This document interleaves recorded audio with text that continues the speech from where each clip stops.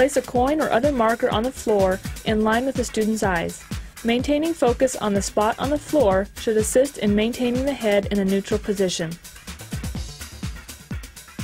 During the movement, the student's focus should not move from the coin or marker.